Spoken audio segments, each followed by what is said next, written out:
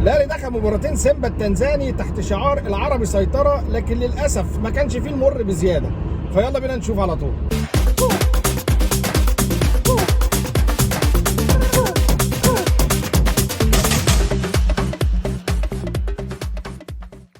السلام عليكم ورحمه الله وبركاته. انا احمد صابر ودي الكوره مع افوكاتو. حقيقه انا يعني هقتبس كلمه كابتن احمد حسن ان فرقه سيمبا ديت شكل من غير مضمون بصراحه. ليه؟ فرقه كيوت كده وجميله، وتقريبا يعني هي تعاقدت مع العفاريت بتاعت الحاج ضاضي. يعني تحس كده ان الاهلي امبارح كان بيلاعب العفاريت، يعني ما تفهمش بقى محجبين الجون متعاقدين مع ايه بالظبط، مش فاهم بصراحه. بس انا اعتقد يعني عشان نتكلم جد بقى ان السر في حل او حل السر بتاع ماتش امبارح كان في حاجه واحده بس، ان ليه كولر ما عملش تغييرات.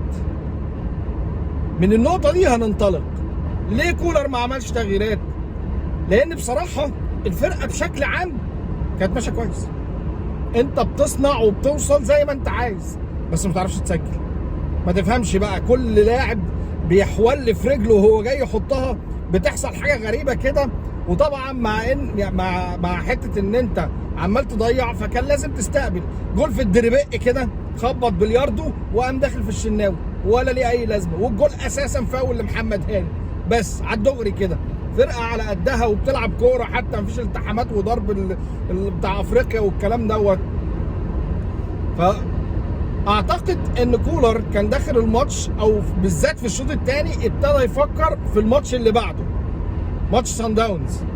عشان كده الراجل ما عملش تغييرات. يعني خليني اقول لك التشكيل الامثل من وجهه نظري، لان هو بصراحه الفرقه امبارح كانت كل اللي موجود شغال كويس بامكانياته، شغال كويس، الجنبين شغالين كويس، بيوصلوا كويس، بتصنع كويس.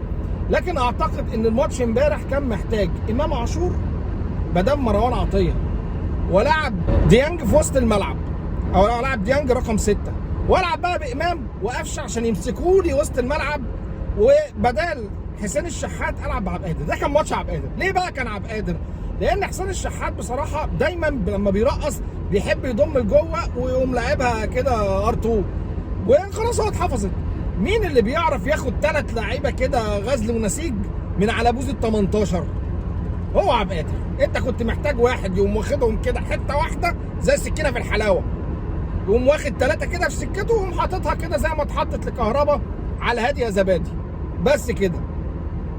فاعتقد ان هو الراجل يعني اخطا ان هو خرج عبد القادر بره السكور، وانه يعني فكر في الماتش اللي بعده. ده يعني ما نعذره في الموضوع دوت، لان الفرقه كانت ماشيه كويس بس كده.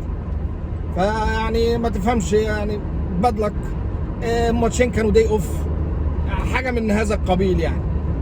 فيعني ما عادي، الكلام ده مش دايما بيحصل في الكوره، يعني ساعات كده بتعقرب معاك قوي، وهو ده اللي كان حاصل امبارح. بس خلينا نعترف ان الاهلي بيعاني هجوميا، بيعمل كل حاجه في الكوره، كل ما تتخيله الراجل محفظ كويس قوي، وبنعمل كل حاجه في الكوره الا انك ما انتش عارف تحط جول. فاعتقد ان كولر محتاج يعمل شويه تدريبات تخصصيه في حته انهاء الهجمات ديت، وفي تدريبات للكلام دوت، والمساعدين بتوعه عارفين الكلام ده. فيعني معلش كان داي اوف بس كده. لو عجبك الكلام دوت ما تنساش اللايك، شير، كومنت، سبسكرايب. ولو انت بتتفرج عليا من على الفيسبوك يا ريت تروح تشترك في القناه. سلام.